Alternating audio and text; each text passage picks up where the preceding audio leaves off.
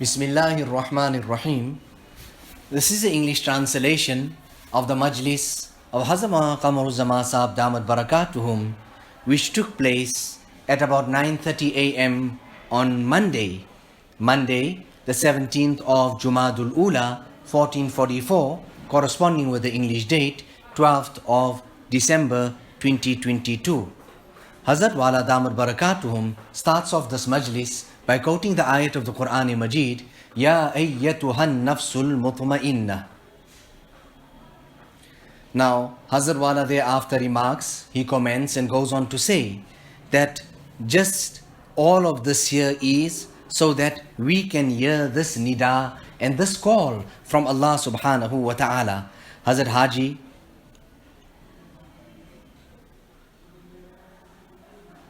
Imdadullah told and said to Hazrat Tanvi Ashraf Ali, translate this kitab.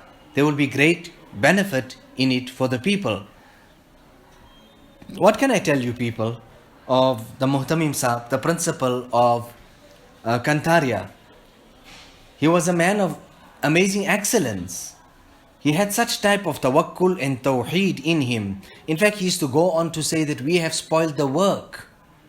If only we had complete tawakkul in Allah and we didn't go out for this collection and this and that and the other, everything would have came here to us.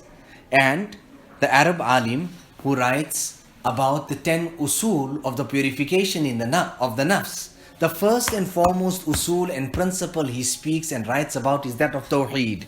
And the Anbiya alayhimus salatu wassalam came for the ta'aleem of this tawheed, to come and teach people about the oneness of Allah subhanahu wa ta'ala. You know, Abu Talib, when he came to Rasulullah sallallahu alayhi wasallam and said to him that I am really now burdened about the complaints of people and this and that and the other, why don't you relieve me of this what I am going through? And then Nabi sallallahu alayhi wasallam then emotionally said to him, even if you put the sun in my right and the moon in my left, I will not forsake and give up that which I am doing. You know, there was a Sahabi, he was being beaten up, left, right and center. And then after so much of all of that, they come to him and they say, now speak now. Say, don't you wish that your Prophet would be in your place now and you would be at ease? He said, never, not at all. I can't even tolerate him to be scratched by a thorn. Allahu Akbar. Now, Hazrat Abu Talib, Nabi sallallahu alayhi wasallam begged him, because in this mamla and in this matter, no one can do anything. It is the matter of tawheed and belief in Allah subhanahu wa ta'ala, and thereafter Allah ta'ala will decide and make that decision. You know, we're speaking about Abu Talib and this and that. And what was it? He was saying that what will the people of Makkah say, that I am this tribal leader and I forsake my religion? What will people say? And then Hazrat Wala goes on to say that sometimes senior people prominent people get deprived because of flimsy and small things.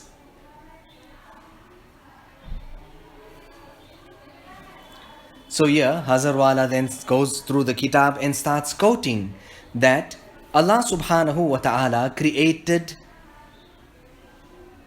the earth upon water.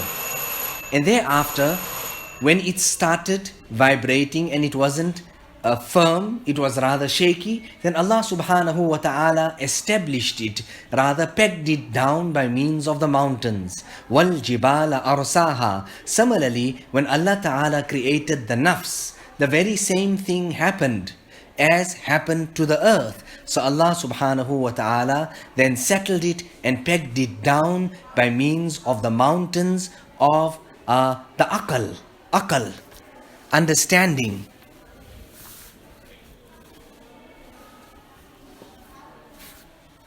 So our tasawwuf here, Hazrat Wala is saying, is ilmi.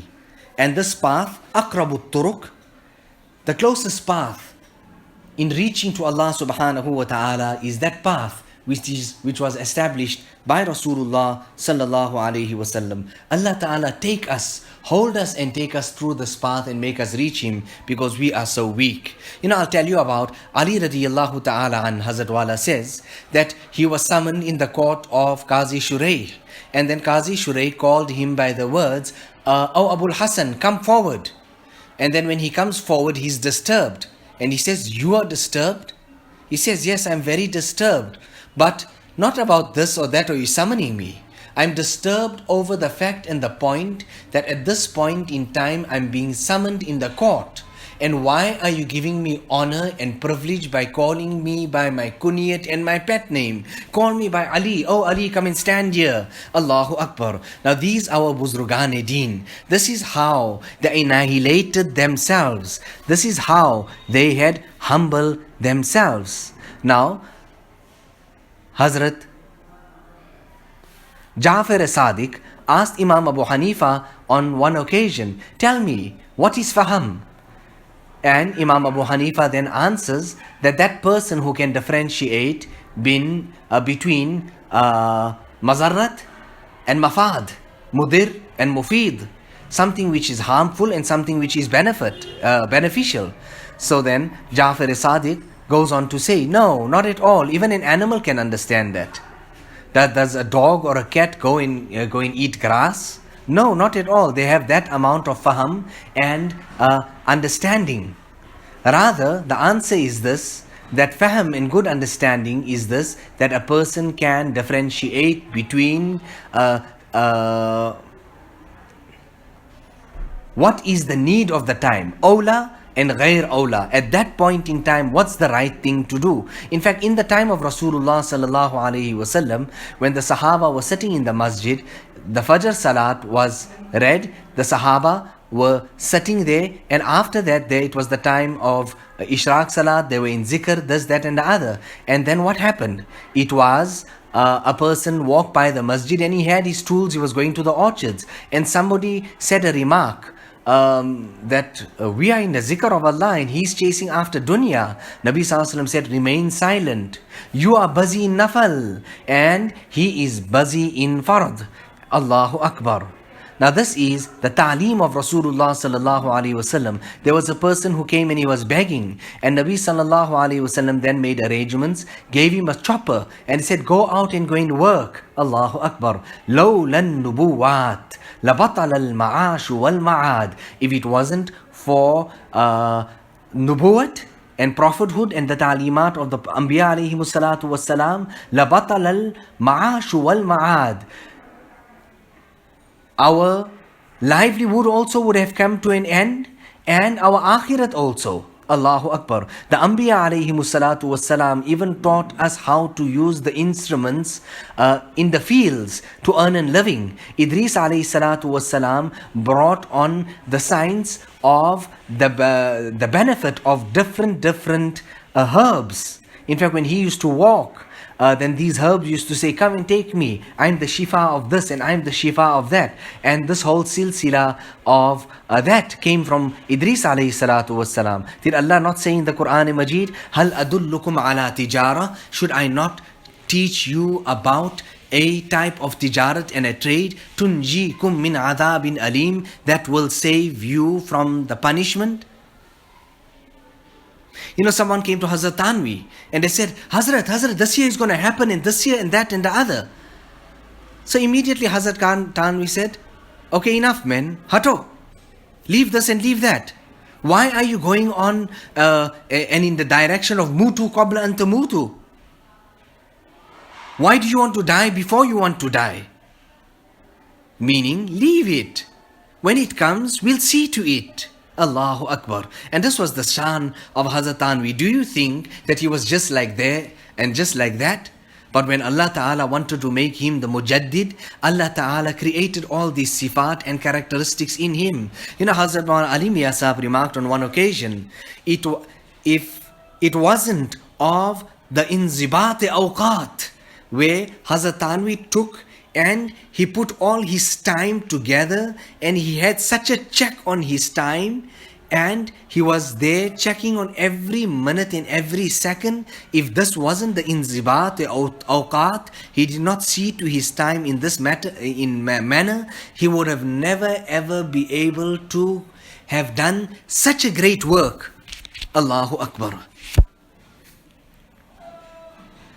You know, when somebody used to come, then Hazrat Tanvi never used to go then out to go and welcome this person or this. So then he came and he sat. Because, dunya, this person, that and other. Now look at finer, subtle points. But when he was leaving, he would go and take the person and go and leave him out. Allahu Akbar.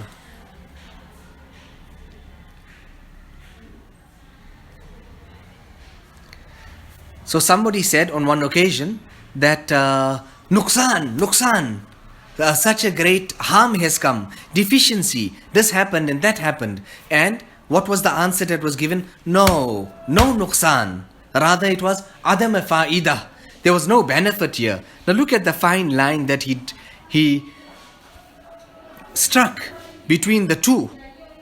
Allahu Akbar.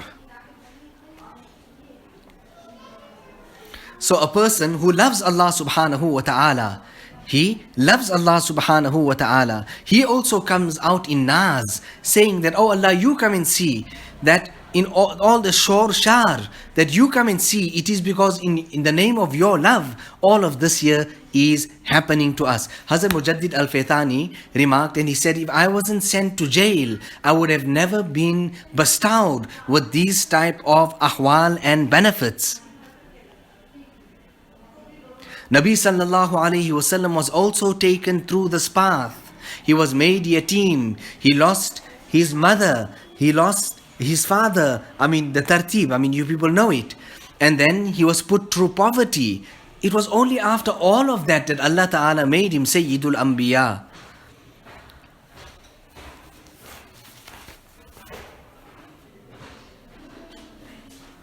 So a person, when his aql becomes complete, his mind and his understanding, it is then that his nur becomes vast. And it is then when sakina comes down onto him from the side of Allah subhanahu wa ta'ala, it is then that his nafs becomes tranquil and calm and peaceful from jumping around this way and being shaky and being restless.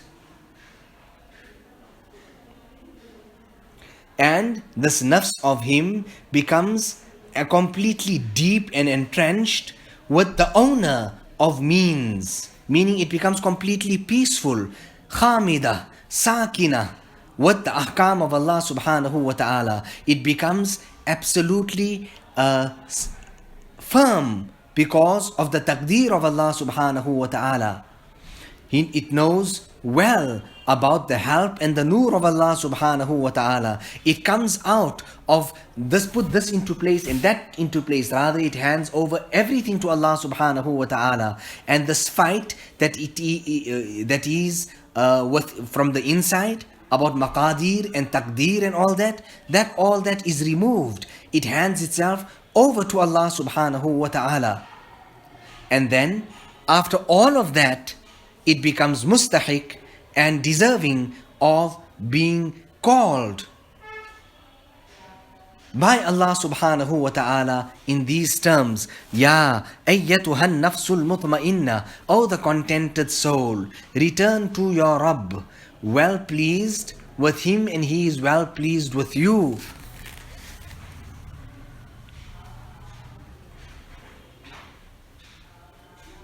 Hazrat Shah Abdul Aziz was even given this call.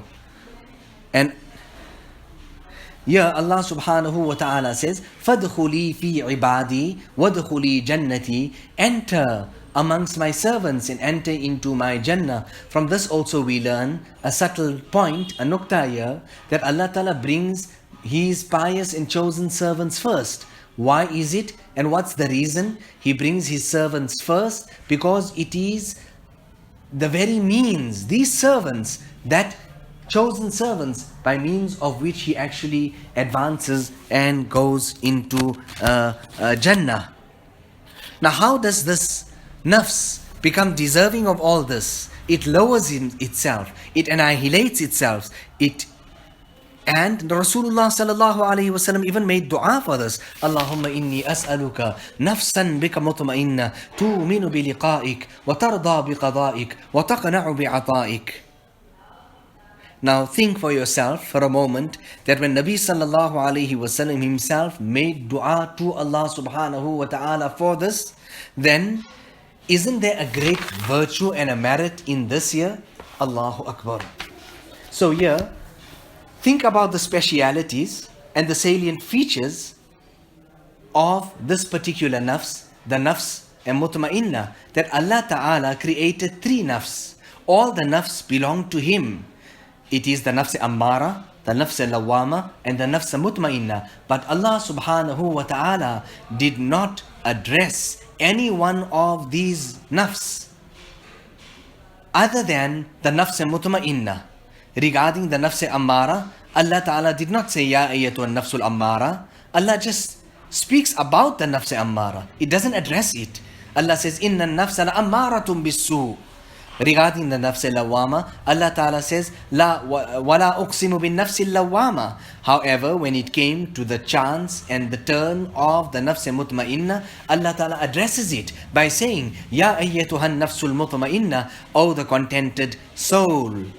And here also, Allah Ta'ala speaks to the nafs by taking its laqab and its kunyat. And the kunyat actually comes because of honor and respect.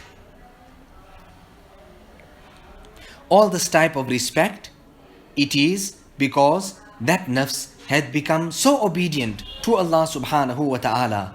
Its characteristic was that of peace. And what is this nafs mutma'inna all about? Thus,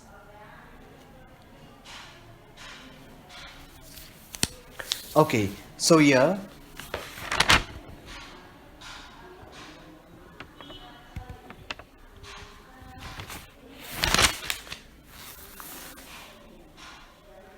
I don't know if I quoted this earlier again. I'm just about confused, but let me just quote it now. So here, the characteristic of the nafs mutma'inna is al-munkhafidu min al-ard, the low-lying land. فَلَمَّا انْخَفَضَتْ بِتَوَاضُعِهَا وَإِنْكِسَارِهَا أَثْنَى عَلَيْهَا مَوْلَاهَا إِزْهَارًا لِفِخَارِهَا. So, a low-lying land, something which is trampled upon. This is how Allah Ta'ala describes the nafs mutma'inna. It humbles itself to the greatest limits, and then Allah Subhanahu wa Ta'ala honors it, respects it. And in the words of Rasulullah Sallallahu Alaihi Wasallam, Man tawadha'a lillah rafa'ahu Allah. Whoever humbles himself for Allah Subhanahu wa Ta'ala, Allah Ta'ala elevates him. Now Ali radiallahu ta'ala, and when he was summoned in the court of Qazi Shuraih, and he was said, Oh Ali, oh Abul Hasan, come and stand here. He became upset. And he says, but why are you, a person of your stature, becoming upset? He says, no, I'm upset about this point that in the court you are addressing me with respect when there is the other party that's standing here as well. You're supposed to call me by, oh Ali. Now this is how they annihilated themselves. Allahu Akbar. And जिसने मिटाया अपना नामो निशान हफ्त इक़लीम का बना सुल्तान. That person who annihilates himself, who lowers himself, who humbles himself for the sake of Allah subhanahu wa ta'ala, he becomes the king of the world. मैं अपना नामो निशान मिटा बैठा. I have lowered myself and I annihilated myself completely. I've erased all signs of myself. Shuhra uraya mera kisne. I wonder who went around blowing the trumpet and screaming my name, giving me name and fame. Allahu Akbar. When I went to Mazahirul Ulum,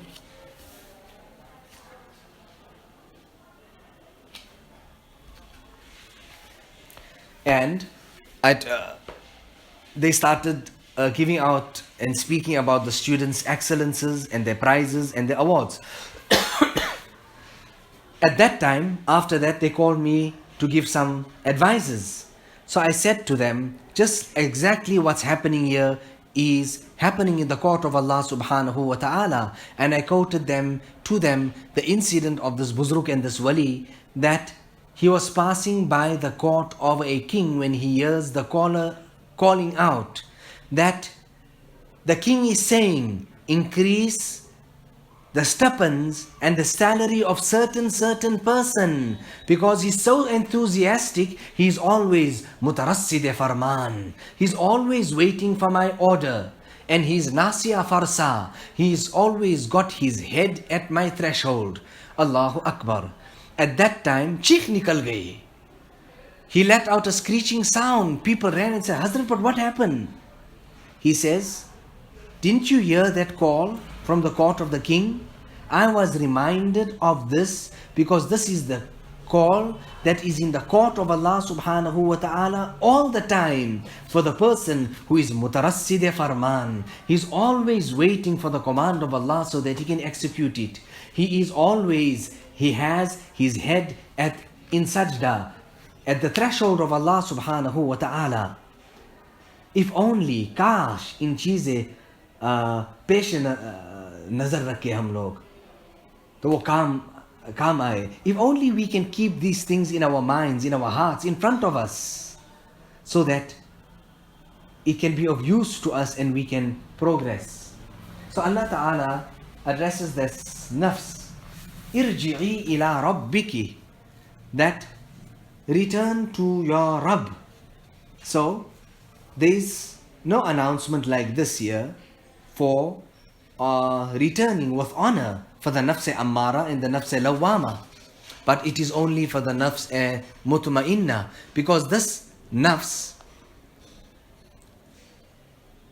had become completely peaceful.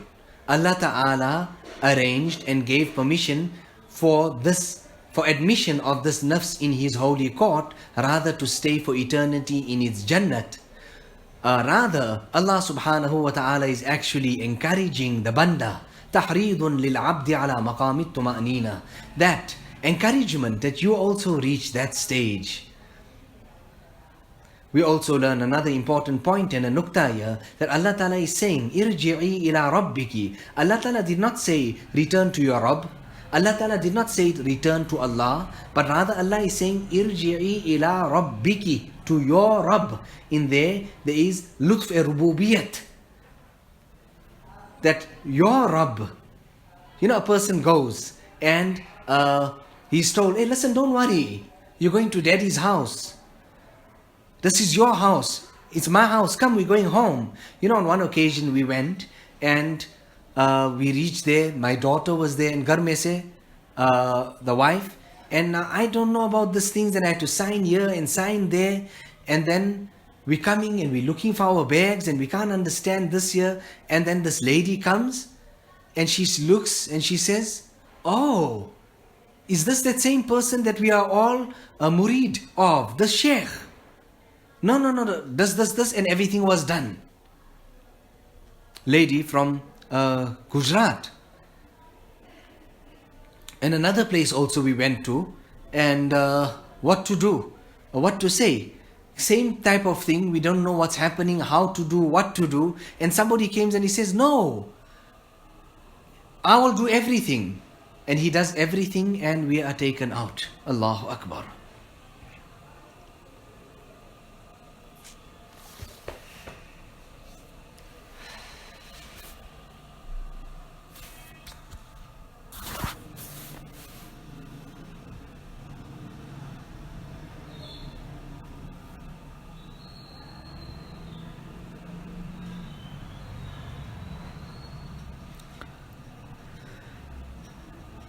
So now let us make dua, and you people also make dua that Allah Ta'ala let us pass through the suffer in this journey of ours. Let us traverse it, complete it, and thread it with lutf and karam. Let us complete it in a most beautiful, comfortable, honorable, easy manner. And Allah subhanahu wa ta'ala bless us with His riza and His pleasure. ربنا تقبل منا إنك أنت السميع العليم وتب علينا إنك أنت التواب الرحيم بحرمة سيد النبي الكريم صلى الله تعالى عليه وسلم.